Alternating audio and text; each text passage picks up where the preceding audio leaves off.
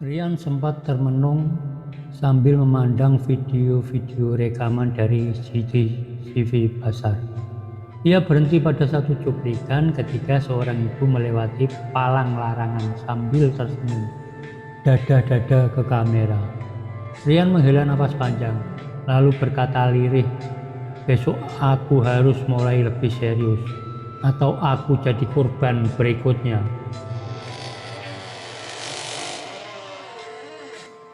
Assalamualaikum warahmatullahi wabarakatuh. Terima kasih sudah mampir ke channel kami. Channel yang akan menemani kamu dengan cerita, fakta unik, dan sudut pandang yang tajam tapi santai. Semoga kamu yang menonton selalu diberi kesehatan, kebahagiaan, dan rezeki yang terus mengalir tanpa putus. Kalau kamu suka konten seperti ini, jangan lupa like, subscribe, dan nyalakan lonceng notifikasinya biar kamu gak ketinggalan setiap kali kami hadir dengan cerita terbaru. Kali ini kami akan bawakan sebuah kisah yang agak lucu, polisi vs emak-emak. Oke, kita langsung ke ceritanya. Pagi baru saja merekah ketika Bribda Rian menatapkan kaki di depan gerbang pasar gede.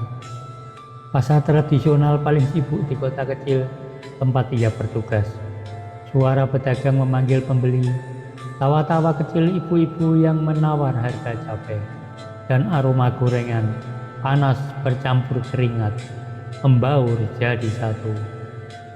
Bagi sebagian orang ini adalah kekacauan, tapi bagi Brigadir Rian ini adalah ladang pengabdian dan tantangan yang entah kenapa ia lebih mengerikan dari pelatihan menembak di akademinya dulu. Tugasnya sebenarnya ada sederhana, mengatur lalu lintas agar tidak terjadi kemacetan. Tapi begitu berdiri di pinggir jalan dengan peluit dan rompi hijau neon, ia segera sadar bahwa yang dihadapinya bukan sekedar motor ngebut atau mobil parkir sembarangan. Ini medan perang yang sesungguhnya. Jalan sempit, ditambah para tukang parkir liar, pedagang kaki lima yang menjorok ke jalan, dan pengunjung pasar yang santai menyeberang tanpa tengok kanan kiri, sudah cukup membuatnya sibuk meniup peluit. Namun, kekacauan sejati baru muncul 5 menit kemudian. Seorang ibu-ibu berkerudung merah muda dengan motor metik melaju pelan, melawan arah sambil membawa kantong belanjaan di satu tangan dan plastik berisi ayam hidup di tangan lain. Dengan tenang, ibu itu melintasi depan Brigadir Rian, seolah-olah aturan lalu lintas hanyalah saran belaka. Brigadir Rian sempat mengangkat tangan untuk menghentikan, tapi tatapan sang ibu tajam, yakin dan penuh keyakinan. Dan itu membuatnya ragu. "Ibu, ini jalan satu arah, nggak boleh dari satu, nggak boleh dari situ ya," seru Rian dengan nada sopan tapi tegas. Si ibu berhenti sejenak, lalu menatap Rian dari balik helm setengah kepala yang dikenakannya. "Nak, saya buru-buru, anak saya belum sarapan. Ini ayam buat disate." Tanpa menunggu balasan, sang ibu kembali melaju meninggalkan Rian terdiam dengan peluit yang masih tergantung di bibir. Hari itu menjadi pembuka dari apa yang kelak dikenal di kalangan polsek setempat sebagai perang tak berkesudahan. Emak-emak di pasar bukan hanya melawan arah, mereka juga sering berhenti sembarangan, menyeberang sambil main HP, bahkan ada yang parkir motor di trotoar lalu duduk santai sambil ngeteh. Bribda Rian mulai mencatat di buku kecilnya. Tantangan utama, emak-emak satu arah bukan untuk mereka. Di akhir tugas siang itu, Rian duduk di posisi di pos polisi jaga yang terletak di depan pasar sambil menyerutup teh Ia memandang ke arah jalan yang baru saja ditinggalkan emak-emak berkerudung tadi. Dengan ekspresi antara kagum dan takut, dalam hati ia berbisik lirih. Mereka bukan warga biasa. Mereka legenda hidup di jalanan. Hari kedua bertugas di depan pasar rezeki, Bribda Rian datang lebih siap. Ia membawa papan larangan besar bertuliskan "Dilarang lawan arah", lengkap dengan gambar tanda silang merah mencolok. Tak lupa peluit cadangan, karena kemarin yang satu sempat hampir tergigit saat menghindari motor belanja yang nyelonong. Ia juga menaruh harapan bahwa hari ini emak-emak akan lebih sedikit tertib. Sayangnya, itu hanya ilusi belaka. Pagi sebelum sempat setengah jalan, dan tanda larangan yang baru dipasang itu sudah berubah fungsi sebagai gantungan kantong belanja oleh seorang ibu yang parkir sembarangan. Rian menghampiri dengan sopan, tapi baru akan bicara, ibu itu langsung memotong. "Saya cuma sebentar mas, tahu goreng di dalam biasanya cepat habis." Ia berlalu sambil berlari kecil meninggalkan motor dalam posisi menghalangi separuh jalan. Tak butuh waktu lama, datang lagi rombongan 3 motor emak-emak. Kali ini kompak, naik beriringan lawan arah semua, sambil ngobrol dan tertawa, seolah sedang arisan di jalanan. Rian melambaikan tangan mencoba menghentikan, tapi yang ia dapat hanyalah lambaian balik dari salah satu ibu-ibu itu sambil berkata, "Semangat ya Pak Polisi, jangan capek ngaturnya." Rian sempat berpikir untuk menilang, tapi saat mencoba mendekati salah satu motor si ibu, malah berteriak, "Nak, kamu tahu nggak sih suami saya tua RT di sini loh. Hati-hati ya ngomongnya." Rian terdiam. Apakah ini intimidasi? Atau cuma gaya emak-emak yang terlalu percaya diri? Entahlah. Tapi sejak saat itu ia menyadari satu hal penting. Di pasar ini, emak-emak bukan takut polisi. Polisi yang takut sama emak-emak. Siang harinya, Rian menulis laporan kecil untuk dirinya sendiri di pos. Ia mencatat perilaku unik untuk ibu-ibu. Tukang ngegas tiba-tiba, parkir seenaknya, dan percaya bahwa status sosial bisa meniadakan marka jalan. Ia juga menuliskan satu kalimat besar di halaman akhir bukunya. Ini bukan sebuah sekadar pelanggaran, tapi ini adalah budaya. Di rumah, Rian termenung sambil memandang video-video rekaman CCTV pasar. Ia berhenti pada satu cuplikan ketika seorang ibu melewati palang larangan sambil tersenyum dan dada-dada ke kamera. Rian menghela napas panjang, lalu berkata lirih, "Besok aku akan mulai lebih serius, atau aku akan jadi korban berikutnya." Keesokan paginya, Bribda Rian datang dengan semangat baru dan taktik yang lebih matang. Ia sadar bahwa peluit dan rambu tak cukup ampuh untuk menghadapi kekuatan emak-emak. Maka pagi itu ia membawa senjata baru, spanduk besar warna kuning mencolok bertuliskan, "Bukan jalan ninja, dilarang lawan arah." Lengkap dengan gambar kartun emak-emak naik motor bawa sayur sambil cengar-cengir. Spanduk itu dipasang persis di ujung jalan salah satu arah yang sering diterobos. Tak hanya itu, Rian juga menyiapkan brosur edukatif dengan bahasa ringan dan gambar lucu. Ibu tertib, anak bangga, dan lawan arah sama dengan lawan masa depan. Dia bagikan brosur itu sambil tersenyum manis ke setiap ibu-ibu yang lewat. Tapi sambutannya bervariasi.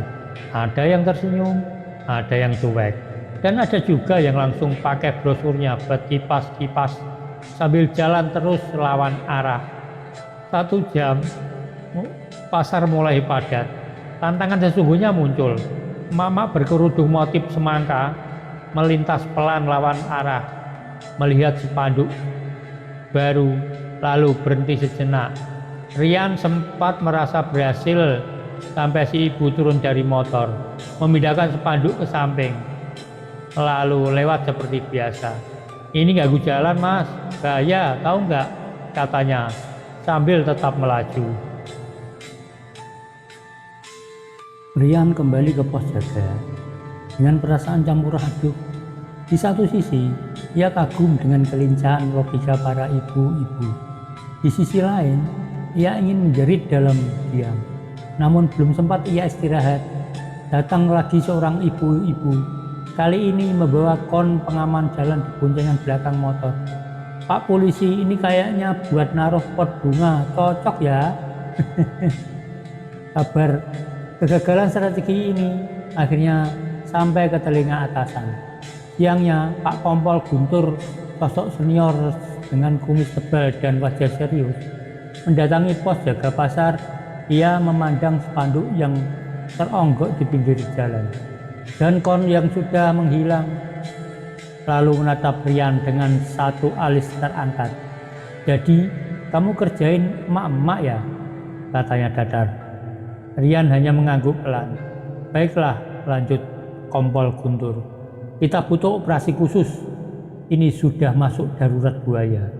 Rian meneguk air mineral dalam sekali teguk. Hatinya bergemuruh. Operasi khusus, gumamnya. Ia belum tahu seperti apa itu. Tapi satu hal sudah jelas. Ini bukan lagi sekedar tugas pagi. Ini sudah jadi perjuangan hidup. Hari itu, suasana polsek tampak sibuk dari biasanya. Kompol Guntur menggelar rapat darurat yang diberi judul resmi, Operasi Emak-Emak.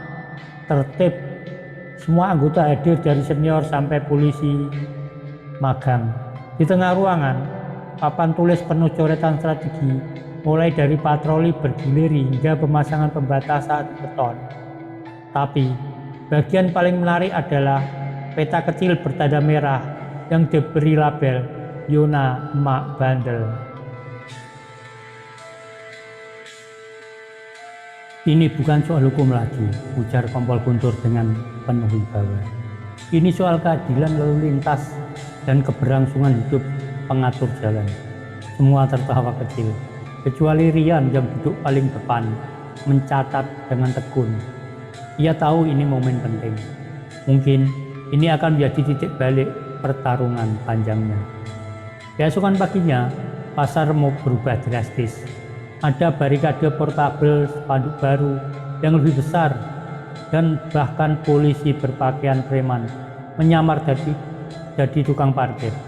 Bribda Rian sendiri kini dilengkapi body cam, radio komunikasi, dan peluit anti air liur. Ia berdiri gagah seperti komandan perang, matanya tajam, menyisir lalu lintas. Namun tak lama setelah operasi dimulai, medan kembali bergolak. Seorang ibu dengan motor penuh belanjaan tiba-tiba nyelonong masuk lawan arah sambil menyapa ramah. Pak polisi, wah makin ganteng ya sekarang. Bribda Rian refleks menyodorkan tangan memberi aba-aba berhenti. Tapi ibu itu justru memberikan kantong berisi risol panas.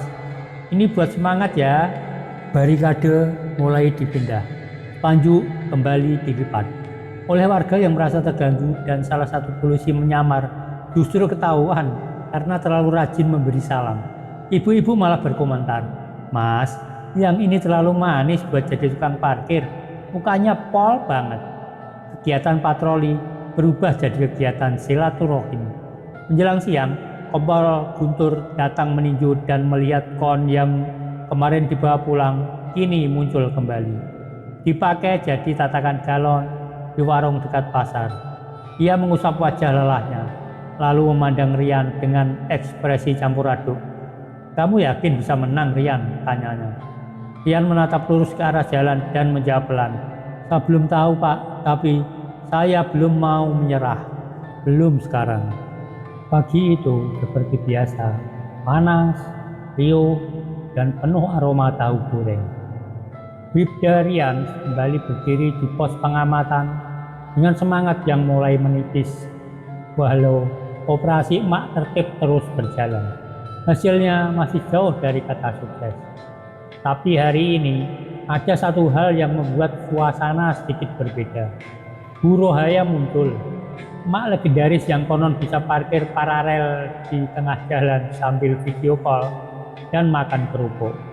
Bu Rohaya dengan motor magicnya yang ditempeli stiker senyum ibu damai di jalan, melaju perlahan lawan arah seperti biasa. Tapi kali ini, entah karena tergesa atau terlalu percaya diri, motornya menyenggol seorang anak kecil yang sedang menyeberang dengan ibunya. Si anak terjatuh, nangis, dan suasana pasar langsung hening. Dan dalam beberapa detik, semua mata tertuju pada Bu Rohaya. Bribdarian segera berlari ke lokasi dan membantu si anak berdiri. Tidak ada luka serius, tapi kejadian itu mengguncang warga. Untuk pertama kalinya, emak-emak pasar terdiam, bahkan Bu Rohaya tampak shock. Ya Allah, saya nggak lihat, saya kira aman, gumamnya. Rian tidak marah, tidak juga mengomel. Dia hanya menatap Bu Rohaya dengan mata yang tenang tapi tajam. Bu, ini yang dari dulu saya maksud, bukan soal aturan, tapi soal keselamatan. Tanpa perlu ceramah panjang, Rian mengajak Bu Rohaya ke pos dan memperlihatkan rekaman-rekaman CCTV dari hari-hari sebelumnya. Ia memperlihatkan bagaimana anak-anak nyaris tertabrak, tukang parkir hampir disambar, dan ibu-ibu lain ikut-ikutan karena merasa boleh melanggar. Bu Rohaya menatap layar itu tanpa berkata-kata. Sesekali matanya berkaca-kaca. Setelah beberapa saat, Bu Rohaya berdiri. Ia menarik napas panjang dan menatap Rian dengan ekspresi berubah. Nah, saya salah. Selama ini saya pikir cuma buru-buru, tapi ternyata saya buru-buru nyusahin orang. Ia keluar dari pos jaga, lalu memanggil emak-emak lain yang sedang nongkrong sambil makan rujak. Mulai sekarang, kita harus ikut aturan. Kalau enggak, malu sama anak kecil. Hari itu menjadi hari paling tenang sepanjang sejarah pasar rezeki. Tidak ada mak-mak lawan arah. Tidak ada parkir sembarangan. Bahkan tukang gorengan di ujung jalan ikut pasang papan bertuliskan, "Terima kasih sudah tertib." Rian berdiri tegak sambil memandang jalanan yang akhirnya bersih untuk sementara. Sejak insiden kecil yang melibatkan Bu Rohaya, suasana pasar kebetulan berubah drastis. Tidak ada lagi motor yang nyelonong dari arah yang berlawanan. Emak-emak yang sebelumnya rajin melanggar, kini justru jadi duta keselamatan. Bahkan Bu Rohaya yang dulu Pak Ratu jalanan pasar, sekarang berdiri di ujung jalan membantu Bribdarian mengarahkan lalu lintas. Ia memegang papan kecil yang bertuliskan, "Buru-buru, jangan sampai buru malang." Warga awalnya bingung melihat transformasi Bu Rohaya. Beberapa mak-mak yang biasa ikut-ikutan melanggar kini merasa malu sendiri. Bu Rohaya aja bisa tertib, masa saya enggak? Gumam salah satu ibu-ibu sambil membenarkan posisi helmnya. Perlahan, komunitas emak-emak pasar membentuk kelompok kecil bernama Emak Tertib, Emak Keren, yang tugasnya mengingatkan sesama untuk tidak ugal-ugalan di jalan. Rian tidak menyangka dukungan bisa datang dari pihak yang dulu jadi momoknya. Tiap pagi ia menyambut para ibu dengan senyum. Kadang ditawari gorengan, kadang diberitahu kalau ada emak baru yang potensial melanggar. Mereka membuat sistem tegur sayang ala emak-emak, pakai bahasa lembut tapi mengandung ancaman sosial. "Bu, kalau lawan arah nanti nggak diajak arisan loh." Tak hanya itu, beberapa pedagang juga ikut berpartisipasi. Tukang sayur memasang poster himbauan di gerobaknya. Tukang bubur juga ikut menertibkan antrian motor, dan tukang parkir kini lebih disiplin. Pasar rezeki bukan hanya jadi tempat belanja, tapi juga jadi simbol perubahan sosial, bermodal kesadaran kolektif dan sedikit rasa malu.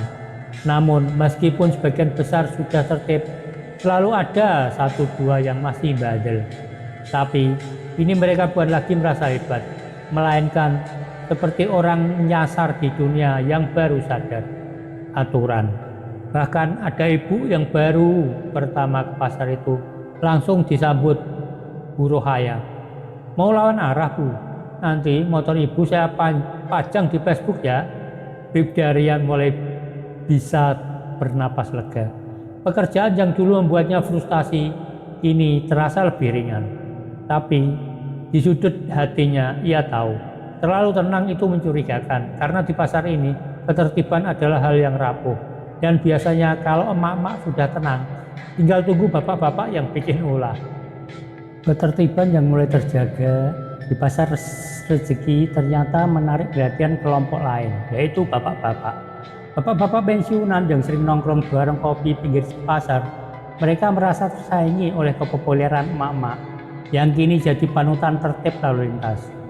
Dulu kita yang paling didengar, yaitu Pak Mitro, mantan hansip legendaris yang kini rajin main catur di pos ronda.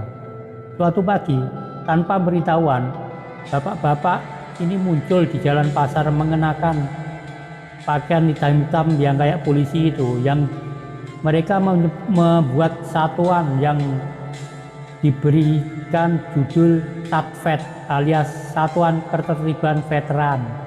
Mereka membawa peluit, bekas, pentungan plastik, dan seragam kayak polisi hitam-hitam itu. Tapi sebenarnya itu bisa dibeli di pasar. Bribda Rian yang sedang bertugas hanya bisa terdiam melihat iring-iringan bapak-bapak berjalan dengan gaya ala pasukan patroli. Awalnya kehadiran mereka cukup membantu bikin bingung.